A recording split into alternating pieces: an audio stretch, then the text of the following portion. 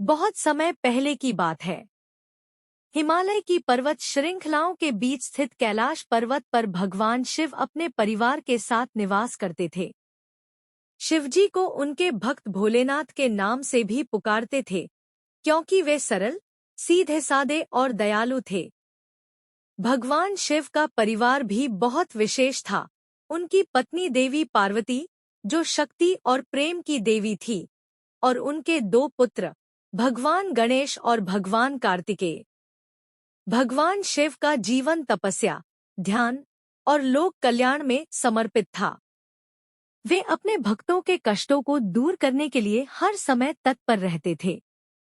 कैलाश पर्वत पर शिवजी और देवी पार्वती का जीवन बहुत ही सुखद और शांति से भरा हुआ था। कैलाश पर्वत, जहां शिवजी निवास करते थे, वह स्थान दिव्यता और शांति से भरा हुआ था। यह वही स्थान था जहां भगवान शिव अपने ध्यान में लीन रहते थे और अपनी तीसरी आंख से संपूर्ण ब्रह्मांड की रक्षा करते थे। एक बार जब भगवान शिव और देवी पार्वती कैलाश पर्वत पर विराजमान थे, तब शिवजी के मन में विचार आया कि वे पृथ्वी पर अपने भक्तों के पास जाएं। वे अपने भक्तों की भक्ति और श्रद्धा से बहुत प्रसन्न थे और उनकी सहायता करना चाहते थे। उन्होंने देवी पार्वती से कहा, पार्वती, मुझे लगता है कि हमें पृथ्वी पर जाकर अपने भक्तों के बीच कुछ समय बिताना चाहिए, उनकी समस्याओं का समाधान करना चाहिए और उन्हें अपने आशीर्वाद से समृद्ध करना चाहिए। देवी पार्वती ने सहमति में सिर हिलाया और कहा, यह उत्तम विचार है, प्रभु। भक्तों की भक्ति सदा ही पूजनीय होती है और उनकी सहायता करना हमारा परम कर्तव्य है। इस प्रकार भगवान शिव और देवी पार्वती ने अपनी दिव्य यात्रा शुरू की। वे वेश बदलकर साधारण मनुष्यों के रूप में पृथ्वी पर आए, ताकि वे अपने भक्तों की सच्ची भावना और उनके जीवन की वास्तविक स्थिति को समझ सकें। वे एक छोटे से गांव में पहुंचे, जहां लोग अपने दैनिक जीवन की कठिनाइयों से जूझ रहे थे। लोगों ने भगवान शिव और देवी पार्वती को एक साधारण जोड़े के रूप में देखा और उन्हें अपने घरों में आमंत्रित किया। गांव में एक गरीब ब्राह्मण परिवार था, जिसकी आजीविका बहुत कठिनाई से चल रही थी। लेकिन फिर भी वे भगवान शिव के परम भक्त थे और उनकी पूजा सच्चे मन से करते थे। शिवजी और पार्वती ने इस परिवार के घर में प्रवेश किया। ब्राह्मण और उसकी पत्नी ने उन दोनों का स्वागत किया, उन्हें भोजन कराया और बड़े आदर के साथ उनकी सेवा की। भगवान शिव और देवी पार्वती ने इस परिवार की सच्ची भक्ति और उनके अतिथि सत्कार से बहुत प्रभावित हुए। शिवजी ने अपने वास्तविक रूप में प्रकट होकर कहा, हे भक्त, मैं तुम्हारी भक्ति से प्रसन्न हूँ। तुम मुझसे जो भी वरदान मांगोगे, वह तुम्हें अवश्य मिलेगा। ब्राह्मण ने विनम्रता से कहा, हे भोलेनाथ, हमें किसी वरदान की आवश्यकता नहीं है। आपकी कृपा से हम अपने जीवन में संतुष्ट हैं। आप हमें बस अपनी भक्ति में लीन रहने का आशीर्वाद दें। भगवान शिव ने उस परिवार की निस्वार्थ भक्ति देखकर उन्हें आशीर्वाद दिया और कहा, तुम्हारे घर में कभी भी धन और सुख की कमी नहीं होगी। तुम्हारा जीवन हमेशा खुशहाल रहेगा। इस प्रकार भगवान शिव और देवी पार्वती ने अपने भक्तों का कल्याण किया और उन्हें आशीर्वाद देकर कैलाश पर्वत लौट आए। इस कथा से यह सीखने को मिलता है कि सच्ची भक्ति और सेवा से भगवान अवश्य प्रसन्न होते हैं और उनकी कृपा से सभी कठिनाइयों का समाधान होता है। यहाँ भगवान भोलेनाथ से जुड़ी एक पवित्र कथा प्रस्तुत है, भोलेनाथ और भक्त मार्कंडेय की कथा।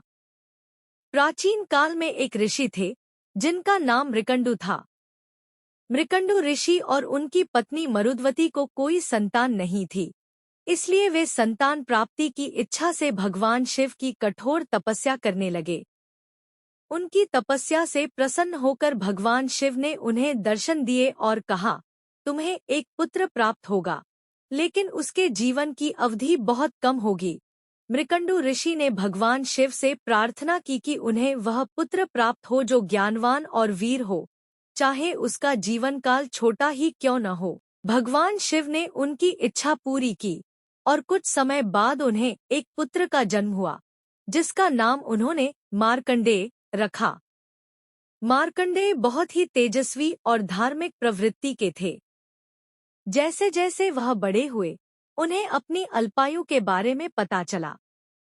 अपने जीवन के अंतिम दिन उन्होंने भगवान शिव की आराधना की और शिवलिंग के पास बैठकर महामृत्युंजय मंत्र का जाप करने लगे। जब यमराज, जो मृत्यु के देवता हैं, मार्कंडेय की आत्मा को लेने आए, तो उन्होंने शिवलिंग के चारों ओर घेरा बनाकर भगवान शिव की आराधना की।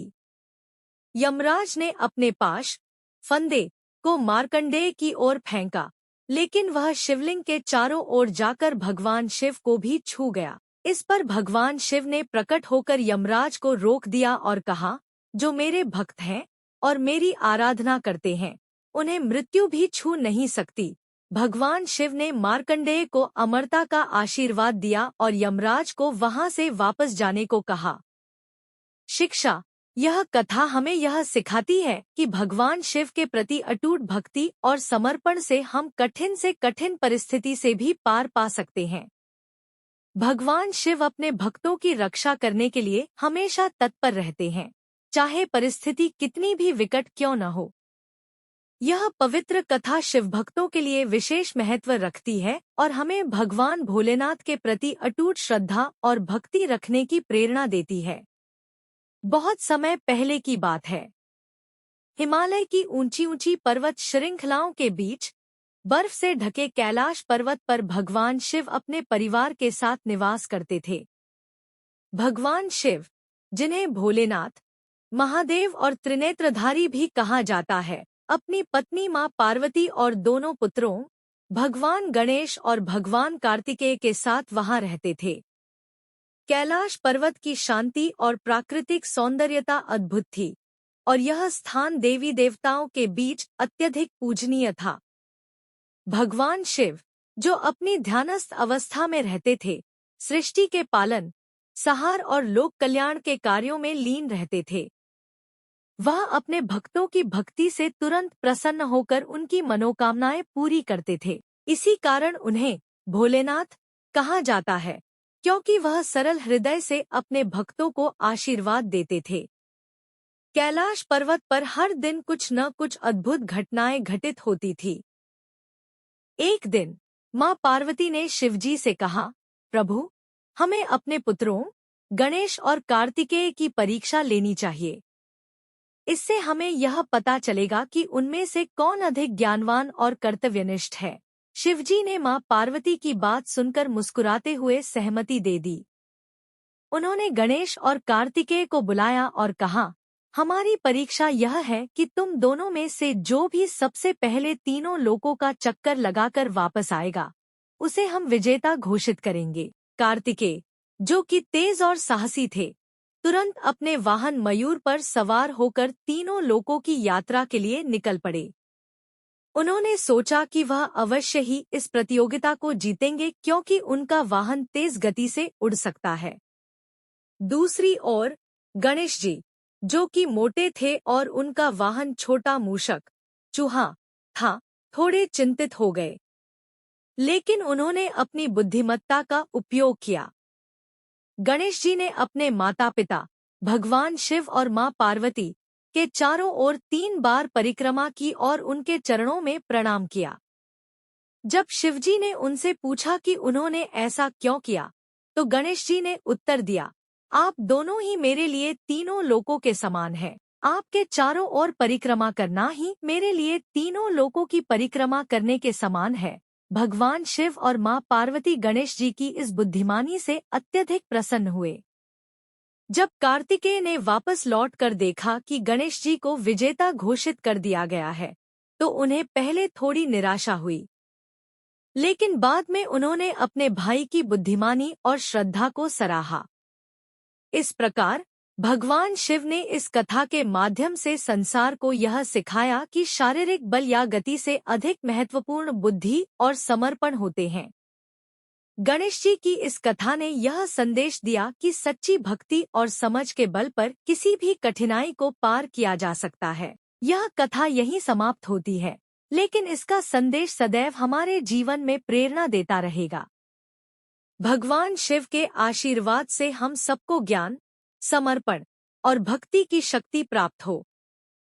बहुत समय पहले की बात है।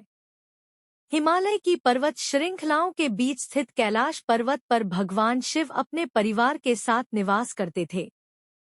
भगवान शिव का परिवार अद्वितीय था।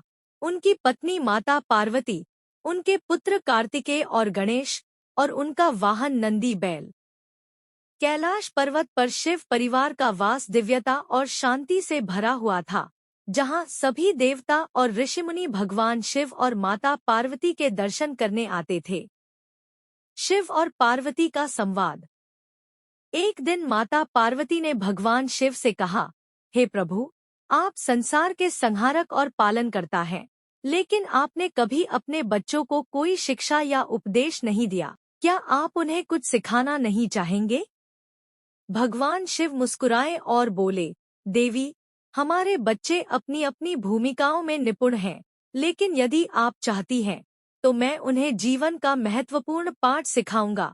कार्तिकेय और गणेश की परीक्षा। भगवान शिव ने दोनों पुत्रों को बुलाया और कहा, तुम दोनों में से जो सबसे पहले इस पृथ्वी का चक्कर लगाकर वापस आएगा, उसे मैं सर्वोत्तम ज्ञानी घोषित करूंगा। कार्तिकेय ने तुरंत अपने वाहन मोर पर सवार होकर पृथ्वी की परिक्रमा के लिए उड़ान भर दी, जबकि गणेश जी वहीं खड़े रहे और विचार करने लगे। गणेश जी के वाहन मूषक थे, जो कि बहुत धीमे चलते थे। गणेश जी ने सोचा, अगर मैं पूरे पृथ्वी का चक्कर लगाऊंगा तो बहुत समय लगेगा, इसलिए मुझे इस समस्या का कोई और हल निकालना चाहिए। कुछ क्षण सोचने के बाद गणेश जी ने भगवान शिव और माता पार्वती के चारों ओर 3 बार परिक्रमा की और हाथ जोड़कर खड़े हो गए। गणेश जी का ज्ञान। जब कार्तिकेय वापस लौटे तो उन्होंने देखा कि गणेश पहले ही वहां खड़े हैं।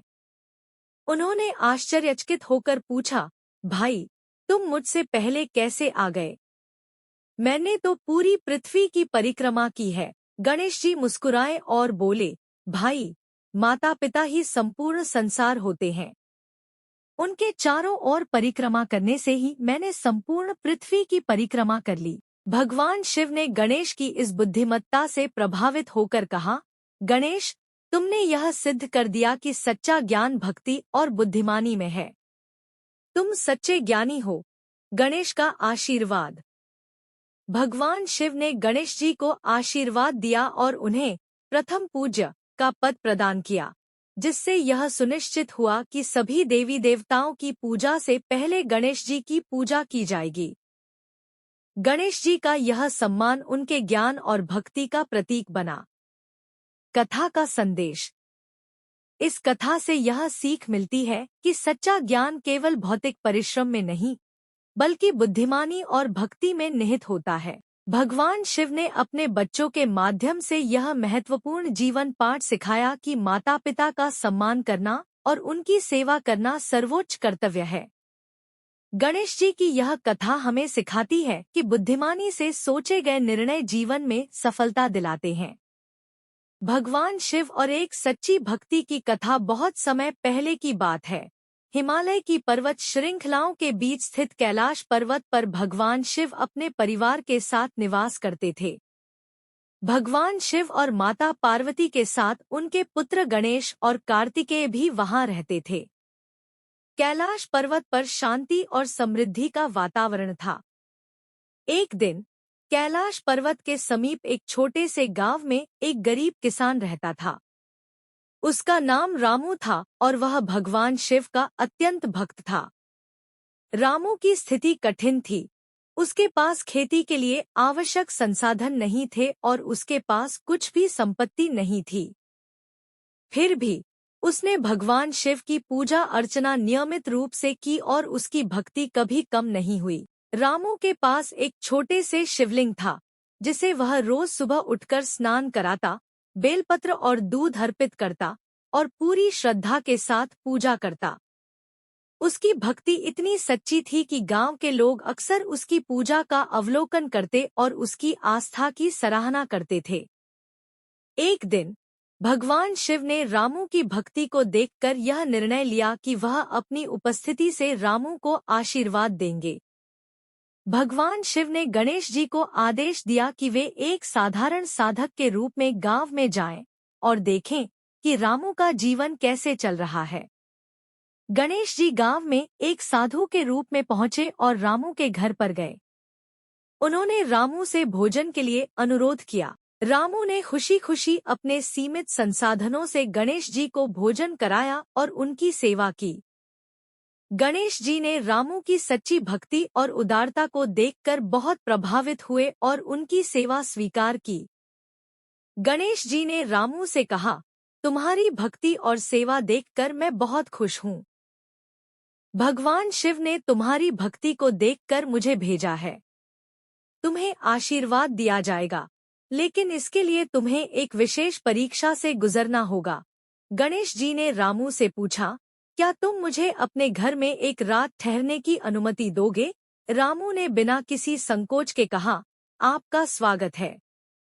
मेरे घर में जो भी है वह आपके लिए है। रात को गणेश जी ने देखा कि रामू के पास खाने के लिए कुछ भी पर्याप्त नहीं था, लेकिन उसकी भक्ति और सेवा में कोई कमी नहीं थी। अगली सुबह गणेश जी ने भगवान शिव को पूरी घटना की जानकारी दी। भगवान शिव ने कहा, रामू की भक्ति अत्यंत सच्ची और निस्वार्थ है। उसकी कठिनाइयों के बावजूद उसने मेरी पूजा में कोई कमी नहीं की। भगवान शिव ने रामू को दर्शन देने का निर्णय लिया। एक दिव्य प्रकाश के साथ भगवान शिव और माता पार्वती रामू के घर पर प्रकट हुए। रामू ने भगवान शिव को देखकर अपने आंसुओं को रोकते हुए कहा, हे भोलेनाथ, आपने मुझे दर्शन दिए, यही मेरे लिए सबसे बड़ी पूंजी है। भगवान शिव ने रामू से कहा, तुम्हारी भक्ति और सच्चे दिल से की गई पूजा के कारण तुम्हारी कठिनाइयों का अंत होगा। मैं तुम्हारे जीवन को खुशहाल और समृद्ध बनाऊंगा। भगवान शिव ने रामू को आशीर्वाद दिया और उसके जीवन में धन, सुख और समृद्धि की वृद्धि की। रामू की मेहनत और भक्ति ने उसे भगवान शिव के आशीर्वाद से भरपूर आशीर्वाद प्राप्त किया और उसका जीवन खुशहाल हो गया। कथा का संदेश। यह कथा हमें सिखाती है कि सच्ची भक्ति और निस्वार्थ सेवा भगवान को अत्यंत प्रिय होती है। कठिन परिस्थितियों के बावजूद अगर हम अपने विश्वास और समर्पण को बनाए रखें, तो ईश्वर हमें अवश्य आशीर्वादित करेंगे और हमारी कठिनाइयों को दूर करेंगे। बहुत समय पहले की बात है। हिमालय की पर्वत श्रृंखलाओं के बीच स्थित कैलाश पर्वत पर भगवान शिव अपने परिवार के साथ निवास करते थे। कैलाश पर्वत पर भगवान शिव की तपस्या और ध्यान का माहौल अद्वितीय था। उनका निवास स्थान न केवल दिव्य था, बल्कि यहाँ एक अमृतमय शांति और सौंदर्य भी था। एक दिन कैलाश पर्वत पर एक अनोखी घटना घटी। एक गरीब ब्राह्मण, जो कई वर्षों से भगवान शिव की पूजा करता था, अपने बच्चों और पत्नी के साथ जीवन की कठिनाइयों से जूझ रहा था। वह न केवल गरीब था, बल्कि स्वास्थ्य समस्याओं और सामाजिक उपेक्षा का भी सामना कर रहा था। फिर भी उसकी भक्ति अडिग थी। उसने अपने परिवार के साथ मिलकर कैलाश पर्वत पर भगवान शिव के दर्शन की इच्छा व्यक्त की।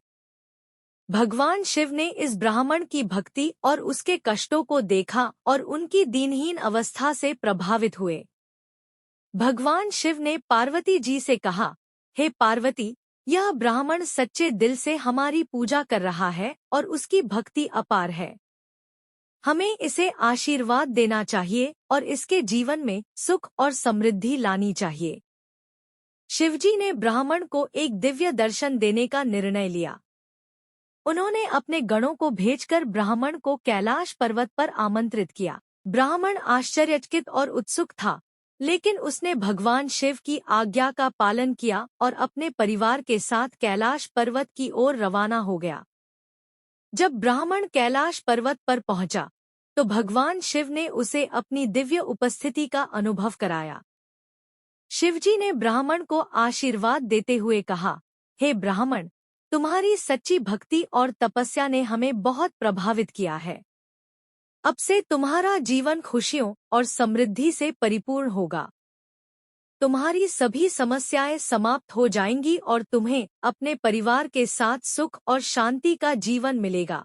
ब्राह्मण ने भगवान शिव के प्रति अपनी कृतज्ञता व्यक्त की और उनके आशीर्वाद से उसकी जिंदगी बदल गई। उसकी आर्थिक स्थिति सुधरी, उसकी स्वास्थ्य समस्याएं समाप्त हो गई और समाज में उसे सम्मान प्राप्त हुआ। यह कहानी हमें यह सिखाती है कि भगवान शिव की भक्ति और सच्ची श्रद्धा से कोई भी व्यक्ति अपने जीवन की कठिनाइयों को पार कर सकता है। शिवजी की कृपा और आशीर्वाद से जीवन में सुख, शांति और समृद्धि संभव है।